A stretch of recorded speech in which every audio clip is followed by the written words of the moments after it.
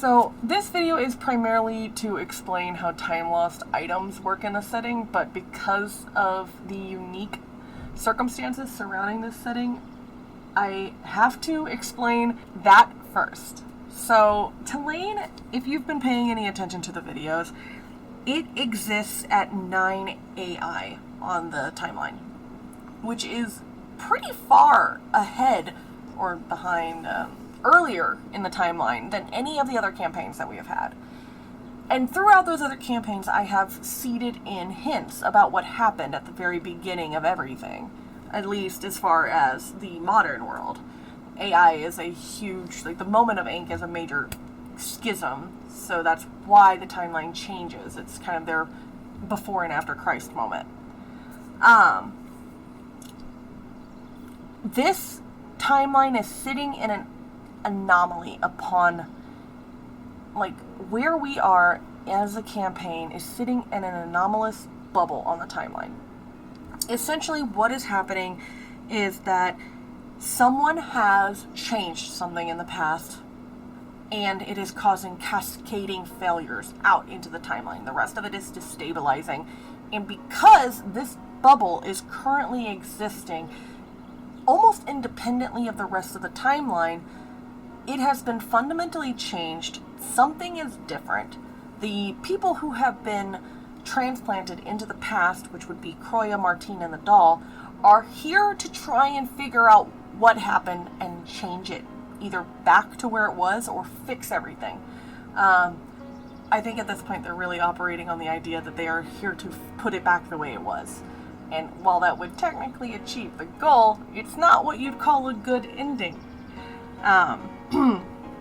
So that's the nitty-gritty of the setting. The timeline anomaly is swelling up like a gigantic fucking pimple of a black hole, and it's dragging things through the failing timeline into our present. Mechanically, that just allows me to deliver information about what has changed in the future to reflect what they are doing now, currently in the past. So a time-lost item is an item that has been pulled from the future into the past by the destabilization. And that is exactly how they get to Tillaen. Most of them actually wash up on the shore. Some of them are just discovered in places that have been altered by the changing timeline. They are not unique to Tillaen. They are happening all over this island. The entire Isle Fosse is getting these time-lost items, which means the Empire is also getting hints. Awkward. The first time-lost item that we get is actually a report from Cornelius Atticus Digby III.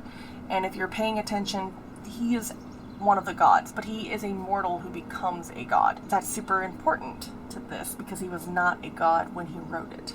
I noted that Dylan was lost in his thoughts, so I asked him what he was thinking about.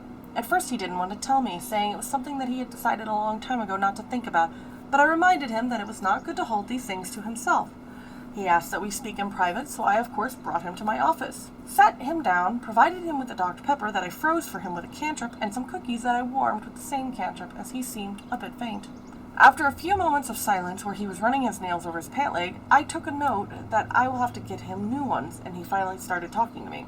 He stated that when he watched Lily take a bite out of one of the 20 trees that were planted on this property on the day of my birth, he saw something familiar. I asked him what he meant by this, and he went on to tell me the following story. It was the winter of 944. He remembered because he had to write up a report about it, and the day stuck in his mind distinctly. He stated that back then he had been part of the crew of the Silver Albatross. This means that it was before he and I had even met. I personally forget constantly that he had a life before me. That put him in his early 30s, if my calculations are correct. One of the few times that I can state that a story took place when he was in fact a young man. He recounted that the sea at the time was warm with all of the tropical water, that they were searching for the sunken city of Tillaen, as it was believed back then that it had sunk beneath the waves. I do remember that time. Many people, my family included, thought that there must have been treasures beneath those waves where the city had vanished, though no one could prove or disprove that, as it had not been found. Dylan said back then that he was mostly used for his less devastating racial traits, being able to become a seal and breathe underwater, staying under there far longer than anyone else on the crew, and being able to get into places that they could not due to his ability to swim swiftly and speak with marine animals. They set anchor on a place that they thought was shallow, only to find that the water was so clear here that the chain was pulled further than they thought it would. yet there were no fish in the area to be found. Tillaen was sent into the water, where he came to the conclusion that there was a layer of silt making a false bottom. It took him a few moments to find the courage to dive into it, and when he came out on the other side of the silt, he found the water to be freezing cold. Unsure of what could have possibly caused something like this, he made his way downward into the dark. I personally have a few suspicions as to what may have caused it, but I cannot prove them one way or the other without going there myself. He continued his story, telling me that when he finally found the bottom of the sea, that he found gouges in the seafloor. At first he thought it to be volcanic activity, but it was far too cold for it. Then he thought it might have been natural erosion, but they were far too even. What he did note was the lack of any kind of marine life or artifacts. Were this a place where a continent would have gone missing, there would have been evidence of buildings, objects from the past, but there was nothing. After a long while of searching, he decided that there was nothing to find, and he began his swim toward the surface, though not before turning back and looking once more. From above, eyes that had adjusted to the darkness could clearly see that the gouges in the earth were not just gouges. No, they were far too even, far too uniform to be anything that nature could create on its own. Teeth marks, as though a great animal had taken a bite out of the earth itself. And as Tillaen's heart raced, this means that it had to be large enough to remove an entire continent from the face of the planet. Needless to say, the swim back up to the surface was much faster than the swim down. He screamed to his crew that they had to leave. This place was cursed, and they needed to get far away from it as possible and never return.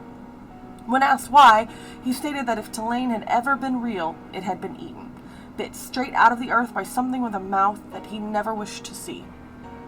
After giving me his account, I asked him how he felt about it now. He stated that he wasn't sure how to feel. He trusted Lily. He loved Lily very much, and it was difficult for him to accept that the man who had cradled him with such gentle hands was also giant and great enough to consume something so very large. I smiled and reminded him that yes, while Lily could and often did cradle him with gentle love that was unique to him, at the end of the day, Lily was beautifully monstrous, and we must remember that through that duality is our truth. That no matter what, Lily has worked hard for many centuries to become the man who could hold him in such a way. Oh, God. Of course my throat starts now. Yes, it has. Tillaen seemed satisfied, and I offered him a cuddle, which he accepted.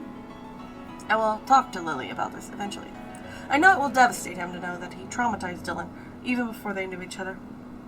But it is something that needs to be known between us. If I can, I will convince Tillaen to talk to him. I will update when I have that conversation.